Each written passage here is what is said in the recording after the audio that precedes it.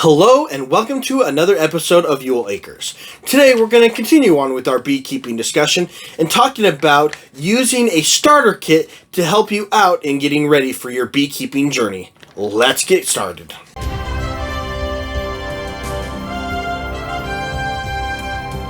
Now, when you're first getting started out in beekeeping, there is a huge spectrum of tools that you need to get started. There are a lot of different devices that will help you out, and sometimes it can be really difficult to take a look at what tools are necessary to get versus what tools are nice to have but not really necessary, and it can be really confusing trying to gather all those items together. Not to mention, when you're trying to pick and choose what items are necessary versus not necessary, when you're getting individual items, it can be very expensive trying to find all those items, because maybe you may get it, maybe you not, and it can be really difficult to try and do things. So, one thing that has become commonplace if you're looking at getting equipment that is pre-manufactured to make your life a whole lot easier is what's called a beekeeping kit, or a starter kit that will have all of the basic tools needed to help you get started on your journey. When you're looking at doing a starter kit, there can first off be some advantages and disadvantages to using a starter kit. By far, the number one biggest advantage that I love about starter kits is it's a starter kit. It's all right there, ready to go. It's going to have the basic equipment that you need to get you started. It's going to have a lot of things that are going to be useful down the road that aren't necessarily there, but it will help you get down on that path ready to go. And so you're not scrambling trying to figure out, okay, I need a hive tool, I need a bee brush, I need this piece of equipment, I need that piece of equipment.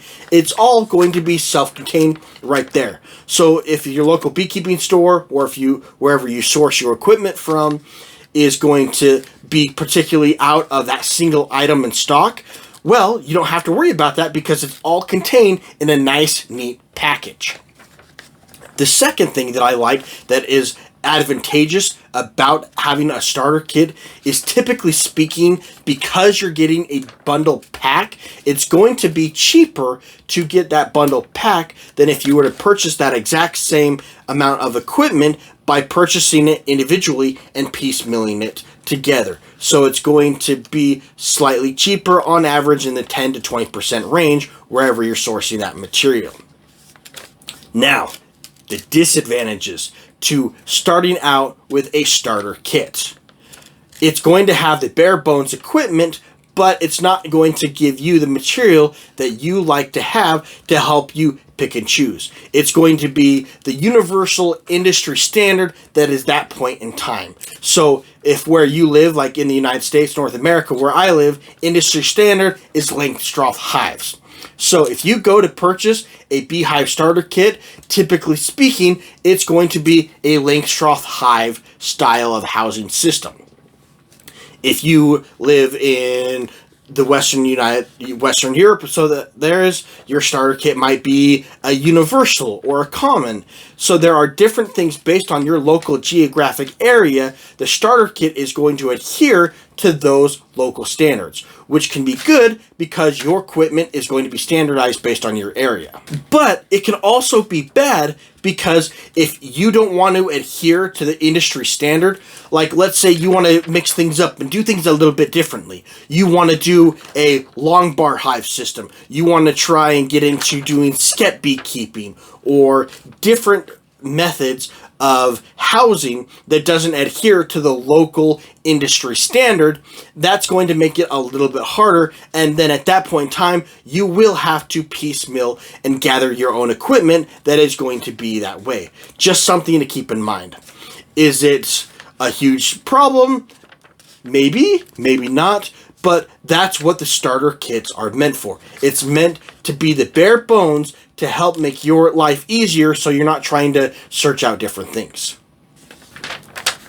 So, based off of those advantages and disadvantages, what's your thoughts? Is it easier to do a starter kit so you've got everything right there ready to go, or is it something that's not? Depending on what your willingness is, it could be good or bad on your personal preference. What's your thoughts? Let us know in the comments below. Do you think that the starter kits are advantageous? Do you think it's situational? What's your thoughts? Would you personally want to start out with a starter kit just to make your life easier? Let us know in the comments below. Now that we've got that, let's go ahead and take a look at what is a starter kit and what are the tools typically that you're going to find within that starter kit system. The first thing that it's going to have is going to be the house of that area that I mentioned a little bit earlier. In my particular area, commonly speaking, if you get a bee starter kit, it's going to be a deep super with a Langstroth hive system. It's going to have a solid bottom board, a deep super, 9 frames, as well as an inner cover and 1 top cover. Now keep in mind, probably you're going to have your bees expand. You're going to need to add more boxes. And you're going to have to purchase those separately, more boxes, more frames. This is just a starter kit to get you going for your first couple weeks. And so it's only going to have 1 super typically in it. On a rare occasion, very rare, I've seen some starter kits having a second brew chamber or a second box inside, but typically speaking, you're only going to have 1 box. So when you're first getting started, what I personally would recommend is purchase at least 1 box separate on the side with your 10 frames, because you're going to add to it. Because whether you do a nuke, a package, or a swarm of bees, whatever method you use to acquire your bees, they are going to expand, procreate, and that colony is going to grow. And within a period of only a few short weeks, you're going to need to add a second box.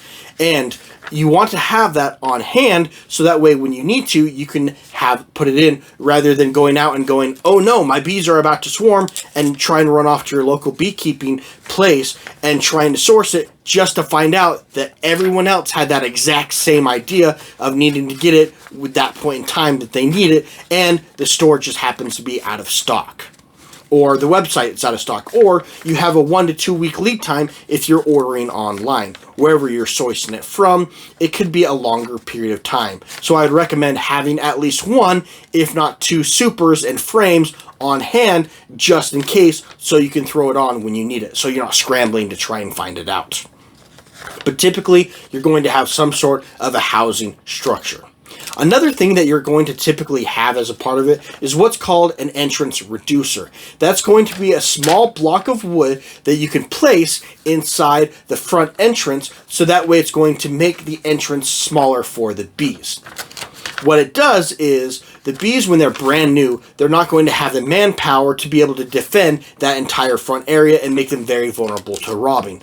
By putting that entrance reducer in, it's going to make a much smaller space that they have to defend, making them be able to devote more manpower to actually collecting honey and be potentially a lot more successful in defending against an attack, whether it's other bees robbing them, yellow jackets, wasps, things of that nature.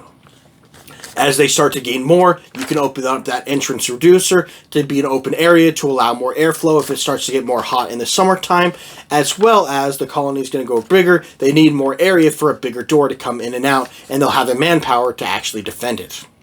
The next thing that you're typically going to have in a starter pack is going to be what's called a bee smoker. It's simply a small bellows device that will allow you to put smoke into the hive to keep them calm, making it a little bit easier for you to longer work in your bees.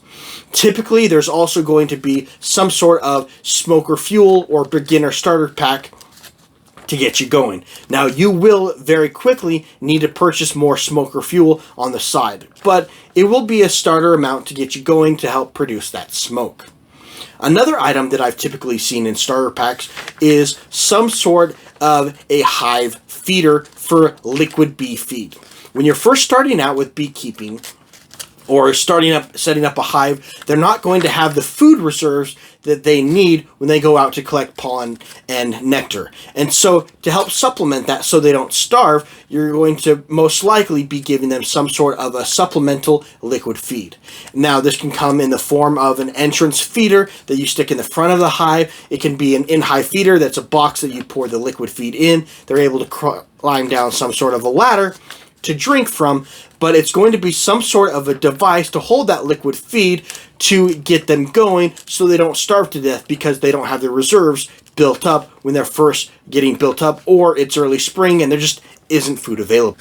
The next item that's most commonly added as a part of a starter kit is what's going to be called a hive tool. Now, this is the multi-tool industry standard that is going to be your best friend. It's used as a pry bar, it's used as a little maneuvering device to help things around. It's used in the harvesting process.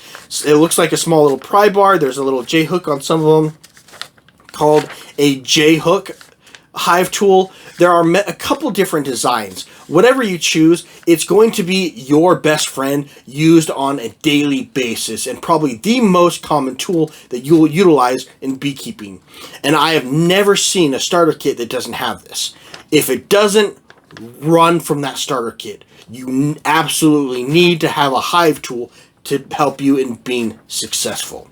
Could you use a screwdriver? Could you use some other device to substitute? Yes, but don't even play with it. Just make certain you get a starter kit that has a hive tool. It's going to be your number one best friend when it comes to beekeeping. The next item that's most likely going to be in your beekeeping starter kit is going to be what is called a bee brush. It's simply a small, soft bristle brush that you can use to brush bees off of surfaces. So when you're going to take your hive apart, look at frames, putting lids back on so you're not smashing and squishing bees, it will allow you to gently remove the bees so they don't get aggravated and you're not killing bees needlessly. That tends to be the bare bones of the starter kits. Now, typically, there are two other items that I've seen commonly used in starter kits, but that's those materials that I've already mentioned are the bare bones materials that I have always seen inside of a starter kit. Now, when you're looking at other starter kits, there are two other items that I have commonly seen in starter kits, but not across the board in every single one. The two items is what's called a frame perch, which is a small little hanger device that you can easily stick on the side of your box when you're inspecting frames. You're able to lift the frame up, look at it, and then set it on this frame perch, and it will typically hold one or two frames just to allow you to set the frame off to the side. So that way you're not setting it down in the grass. It's just a good convenient holder to set it off to the side. The next item that I've seen, not as commonly found, but I have seen it, it's what's called frame grips. What it looks like is, if you've ever done bottling or canning, you have the jar lifter that you go to grasp it and then pull it out. It looks like tongs that you can use to go down and grasp either side of the frame, making it a lot easier to lift out. So that way you're not sticking your hands down in the frame, lifting things out. I personally don't use them because I find it redundant. I find that some new beekeepers, though, like to have frame grips just to help pull that frame out if things get a little bit tight and the bees like to glue everything out. Are those two items in every beekeeper kit? No, but it's something that I have found commonly. So those are the tools that I have often seen inside bee starter kit. Now, as I mentioned before, there are some items that you will need immediately in getting started with beekeeping that aren't necessarily included with a starter kit. And those consist of two items. One is going to be the supers and the frames. I cannot emphasize this enough, how important this is. Even though it doesn't come in the starter kit, get some extra frames, get some extra boxes. That equipment is going to be essential because you're going to be needing it within a couple weeks. One other item that I would highly recommend you get that isn't going to be as a part of your bee starter kit is going to be some sort of pest control device. Typically speaking, that's going to be in the form of varroa mite treatment, a preventative treatment to help with bees, but that's another subject for another day. The number one most important thing that's not included in the bee starter kit that you absolutely need to get at that same point in time, extra frames, extra boxes. Now, when you're looking at this and you're getting your brand new starter kit, you'll think to yourself, okay, I've got this equipment, I got new bees. What can I expect from my bees? How soon after will I need to stick these extra boxes on? Well, that's a huge discussion and a huge topic for another day. But the bare bones of it is, it varies. It can vary based on the breed of bees that you have, the genetic traits, the geographic area that you have, how much nectar do you have, what is the forage looking like, what is the setup of the bees, how strong is that colony. Typically speaking though, what do you decide when you need to add more frames, when you need to add more boxes? When you're looking at a beehive, I would recommend when your bees have 6 to 7 frames drawn out, not necessarily full of nectar, but when they have 6 to 7 frames drawn out and are starting to move forward, go ahead and add that second box. The reason for it is if you do it any sooner than that, then you're going to needlessly be adding more space that the bees need to heat, cool, causing them to spend extra energy that they don't necessarily need to be doing. Why I wouldn't do it any later than that is because bees have a finite area that they need to work with. In particular, the queen. There is a specific amount of area that she needs to lay her eggs to keep the colony going. And if she runs out of laying space, then she's going to think, well, the hive is full. It's time to go ahead and pack up and find a new home because there's no more room for us here. And so the queen and half the bees will do what's called swarming, where they simply just pack their bags and fly away to find a new home. This can prevent this by adding another box. That's why I absolutely love the Langstroth Hive modular system, is you can very easily add more room and expand the space of the hive to prevent swarming. So when you need it, go ahead and add it on. So that way it gives the time for the other worker bees to draw out the frames, giving it to you. If you add that box too late, even though there is that room, the queen still doesn't have room to lay her eggs because you need time for the other bees to start forming wax and drawing out the wax on those new frames that you add. Now, trying to decide, is it better to do it a little bit too early or too late? Like, let's say that you have a couple hives and you're getting ready to go on a week, 2-week vacation, and you're not going to be home to go ahead and do it. But you're concerned that your bees may swarm because it can take, in a matter of 2 or 3 days, it can swarm. It can be very quick if you're not up on it. So personally, what I would recommend is if you know you're getting ready to go on vacation and you're kind of getting close to that borderline of, do I add that another box or not? It's better to add the box just a little bit early to help prevent the swarming than adding it too late. Now, is it ideal? No. But I would say it's better to do it a little bit too early than it is a little bit too late to help prevent that swarming when you're dealing with spring and summer and the expansion of the hive. So those are different items that when you can typically expect within a starter beehive kit and what they're used for. Thanks for joining us. We're grateful that you're able to participate as we're trying to learn together. If you like what we're doing, don't forget to subscribe, click on that ringing bell for future notifications. And once again, thank you so much for joining us. We look forward to seeing you next time.